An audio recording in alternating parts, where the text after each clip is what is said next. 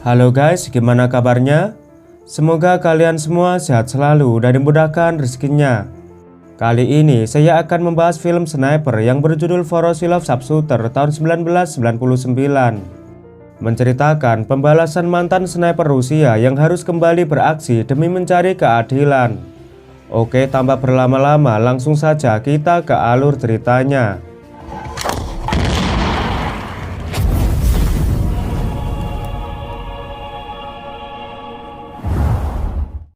Di awal film, kita diperkenalkan seorang kakek bernama Ivan yang sedang menikmati hari-hari tuanya dengan santuy dan damai.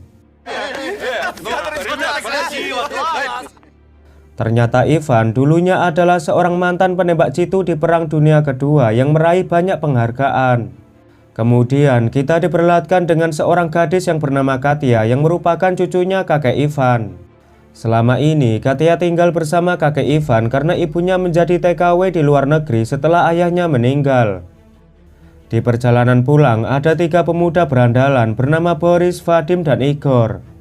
Mereka tiba-tiba memanggil Katya setelah melihat bodi Katya yang begitu montok karena memakai pakaian ketat. Vadim dan Igor yang merupakan teman kuliah Katya segera mendatanginya. Mereka berdua mengajak Katya masuk ke apartemen untuk merayakan pesta ulang tahun Boris. Awalnya Katya menolak karena ia sedang ditunggu oleh kakek Ivan. Namun setelah mereka berdua memohon, Katya akhirnya menuruti permintaan mereka.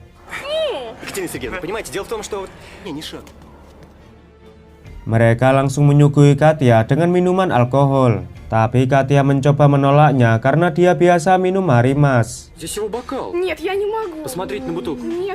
Setelah mereka mendesak, Katya pun akhirnya meminumnya tanpa perasaan takut akan dibungkus. Mereka juga meminta Katya untuk menyanyikan sebuah lagu ulang tahun, karena kebetulan Boris si bocah tajir sedang merayakan ulang tahunnya. Ketika Katya bernyanyi, Igor secara diam-diam menuangkan obat tetes mata ke dalam minuman Katya. Setelah Katya menghabiskan minumannya, saat itu juga kepalanya jadi pusing. Mengetahui Katya lagi teler, Vadim berniat mengantarnya pulang tapi malah dilarang oleh Boris. Katya yang baru menyadari jika mereka bermaksud jahat, dia mencoba kabur dari sana. Namun mereka mencegahnya dan memperkaos Katya secara bergantian.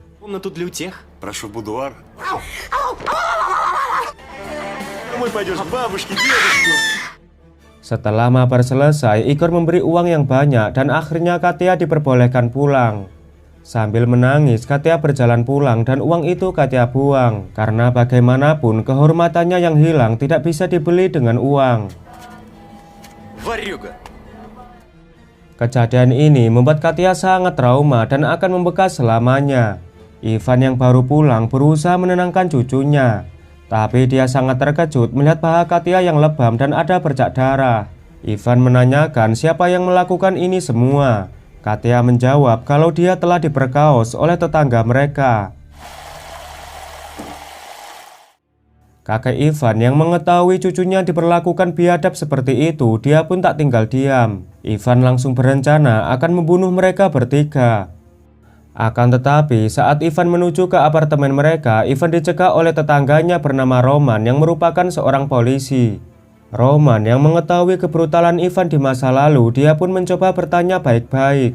Ivan memberitahu kalau dia sangat marah dan tidak terima karena Katya telah diperkaos oleh para begundal.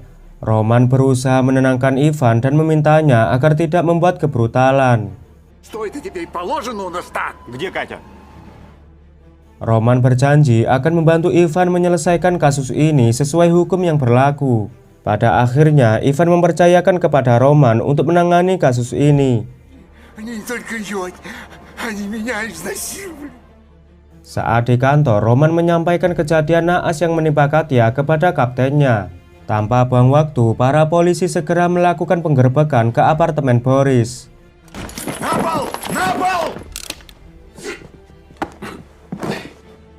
Setelah itu, para polisi segera menggeledah dan menangkap mereka bertiga. Vadim mencoba menakut-nakuti si kapten dengan memberitahu kalau dia anak seorang jenderal. Tapi si kapten tidak peduli karena hukum harus tetap ditegakkan. Sang kapten kemudian menginterogasi mereka satu persatu. Para polisi akhirnya menemukan sprei dengan bercak darah milik Katya sehingga mereka tidak bisa berkutik.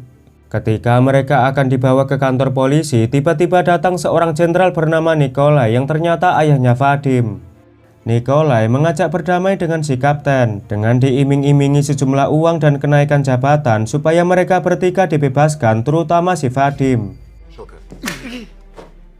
Tapi si kapten menolak dan akan membawa mereka ke penjara karena dia telah menemukan bukti yang kuat.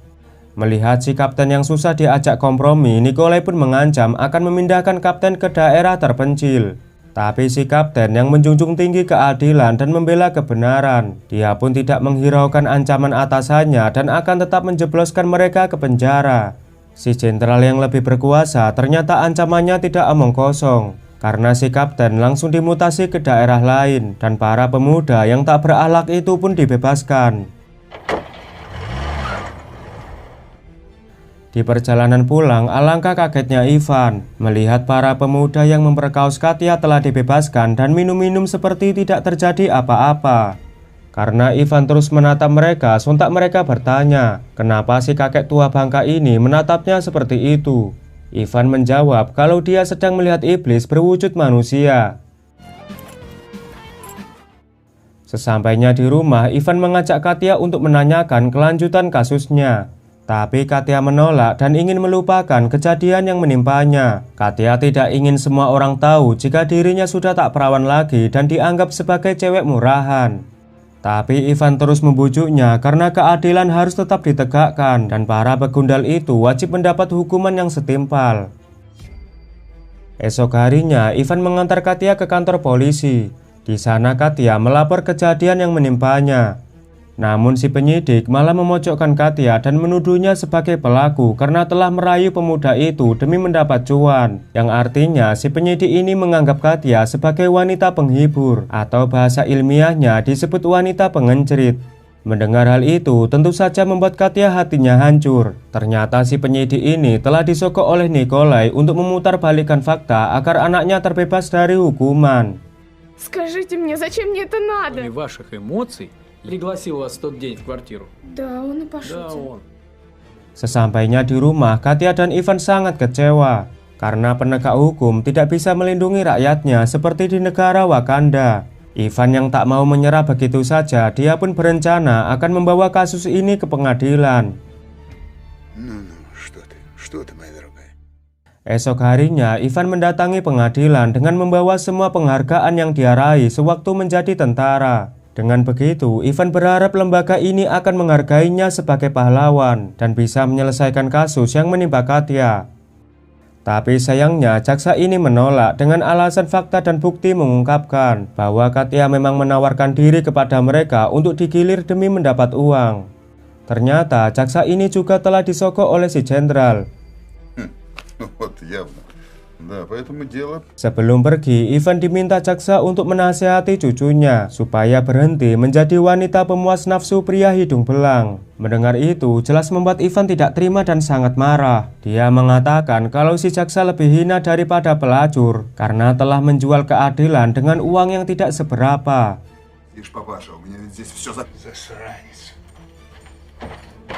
Dari sinilah Ivan menganggap kalau lembaga hukum di negaranya tidak bisa diandalkan, dan hal ini membuat kebrutalan dalam diri Ivan bergejolak. Ivan yang merupakan seorang veteran perang akan mengadili para pelaku dengan caranya sendiri. Walau begitu, Ivan memerlukan uang untuk mengeksekusi rencananya. Alhasil dia pun menjual rumahnya di kampung agar mendapat uang. Ketika di rumah, Ivan melihat amplop berisi uang yang sangat banyak. Katya mengatakan jika Nikolai telah memberinya uang sebagai permintaan maaf atas perbuatan anaknya. Ivan tak habis pikir kenapa Katya mau menerima uang tersebut, karena ini sama saja dengan penghinaan dan menganggap kalau Katya adalah wanita bayaran. Lalu Ivan segera mendatangi rumah Nikolai untuk mengembalikan uang tersebut. Ketika sedang makan, terlihat kondisi Katya membaik dan tak lagi depresi. Tapi Ivan masih bertekad membalaskan dendam kepada ketiga pemuda bejat yang telah menodai cucunya. Katya memberitahu kalau tetangganya sedang keluar kota selama 3 minggu dan menitipkan kunci rumahnya kepada Ivan. Ivan yang menyadari jika apartemen itu berseberangan dengan apartemen Boris. Dia pun memanfaatkan kesempatan ini untuk dijadikan tempat mengeksekusi rencananya. Beberapa hari kemudian, Ivan pergi ke Moskow untuk membeli senjata tanpa sepengetahuan Katya. Dia mendatangi tempat penjualan senjata ilegal dan meminta si pedagang untuk dicarikan sebuah senjata sniper. Awalnya, bos ini tidak mau menjual sniper kepada Ivan, sebab senjata ini bukan untuk orang sembarangan. Tapi setelah Ivan memberitahu kalau dirinya adalah seorang mantan sniper, si bos segera menunjukkan senjata miliknya. Ivan meminta sniper yang mempunyai jangkauan tembak minimal sejauh 1 km, beberapa peluru, dan sebuah peredam. Si bos kemudian menguji kemampuan Ivan dalam menembak jarak jauh.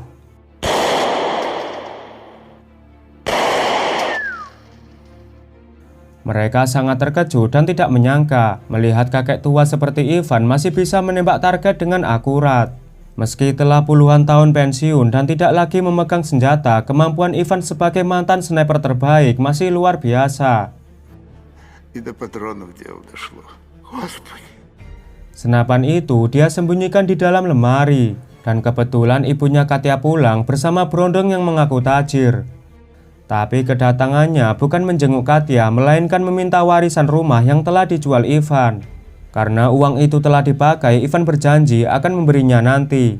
Si berondong rupanya mendengar pembicaraan mereka dan malah ikut campur. Kelakuan pemuda yang tidak berakhlak ini membuat Ivan marah besar. Alhasil dia pun mengusir ibu Katya dan pacarnya. Malamnya, Ivan diam-diam membawa senapan snipernya ke rumah tetangga. Esok harinya, Ivan mulai menjalankan misi balas dendam. Sambil menunggu kedatangan pemuda berandalan itu, Ivan berkumpul bersama teman-teman agar tidak dicurigai. Tak lama, mereka datang ke apartemen dan Ivan segera masuk ke rumah milik tetangga. Dia menyiapkan senjata sniper untuk menjalankan aksinya.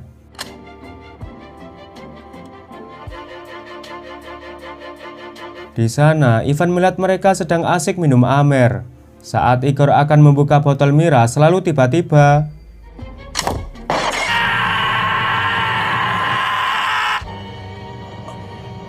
alhasil pecahan botol akibat tembakan Ivan mengenai rudal milik Igor. Ivan sengaja menembak botol itu untuk menyamarkan tembakannya seolah-olah terjadi kecelakaan. Kemudian Ivan membereskan tempat itu lalu segera nongkrong bersama teman-temannya. Tak berselang lama ambulan datang untuk membawa Igor ke rumah sakit. Sementara Ivan berjalan pulang dengan santuy. Setelah kejadian itu, Nikolai datang dan bertanya kepada Vadim dan Boris apa yang sebenarnya terjadi. Mereka bingung karena tidak mendengar suara tembakan apapun, tapi tiba-tiba botol itu meledak. Nikolai mencurigai kalau kejadian ini dilakukan oleh seorang sniper, yaitu Ivan. Keesokan harinya, Roman mendatangi Ivan untuk menanyakan mengenai kejadian tersebut. Ternyata Roman ditugaskan oleh atasannya untuk menyelidiki Ivan. Tapi Ivan mengelak dan tidak tahu tentang kejadian tersebut. Roman menduga kalau si kakek ini adalah pelakunya, tapi dia perlu bukti yang kuat untuk bisa menangkapnya. Beberapa hari kemudian, Ivan kembali menjalankan misinya. Dari kejauhan, Ivan melihat Boris akan mengendarai mobil baru. Ketika Boris menyalakan mobil sambil memutar musik dangdut, namun tiba-tiba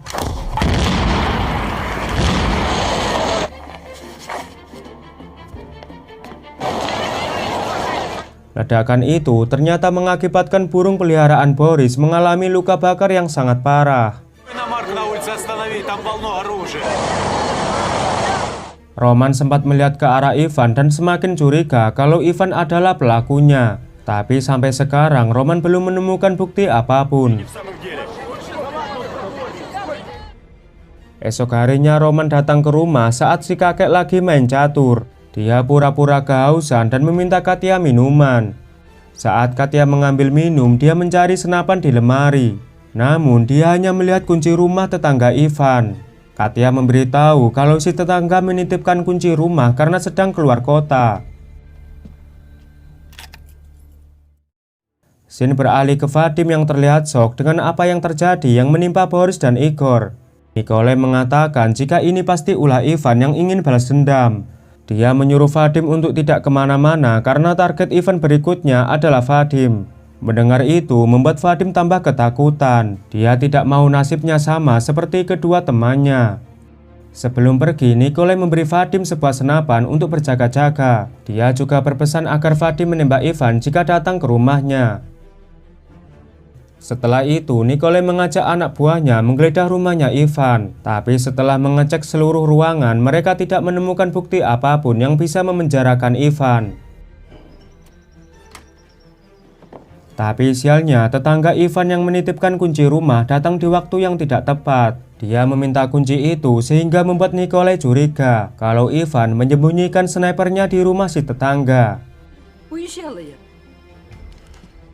Saat itu juga Nikolai langsung membawa Ivan ke rumah tetangganya untuk mencari barang bukti. Di sana Nikolai menggeledah rumah tersebut. Sementara Ivan sangat panik karena selama ini senjatanya disimpan di dalam lemari. Tapi anehnya saat mereka membuka lemari, ternyata senjata Ivan tidak ada yang membuat Ivan kebingungan. Karena tidak menemukan barang bukti, Nikolai memaksa Ivan agar mengaku saja. Karena dia tahu jika Ivan yang melakukan semua ini. Ivan yang tidak mau mengaku membuat Nikolai sangat kesal. Dia mengancam akan membunuh Ivan jika sampai terjadi apa-apa dengan anaknya yaitu Vadim.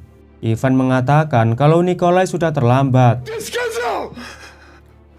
Mendengar itu, seketika Nikolai langsung panik dan segera pulang untuk menyelamatkan Vadim.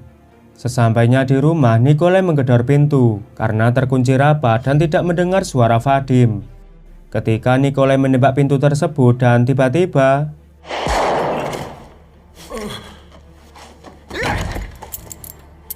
ternyata Nikolai ditembak oleh Vadim, anaknya sendiri. Rasa takut yang berlebihan membuat Vadim terkena gangguan mental. Di sisi lain, Ivan diberitahu Roman kalau dia sengaja memindahkan senjata milik Ivan.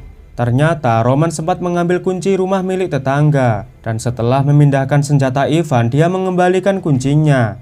Roman berjanji akan merahasiakan apa yang dilakukan Ivan. Karena dia menyadari bahwa si kakek adalah orang baik yang hanya mencari keadilan di tengah hukum yang runcing ke bawah dan tumpul ke atas. Dan film pun tamat. Pesan dari film ini adalah keadilan menjadi barang sukar ketika hukum hanya tegak pada yang bayar. Oke lur, terima kasih sudah menonton film ini sampai selesai. Mimin mohon maaf jika banyak kekurangan dan sampai jumpa di video selanjutnya.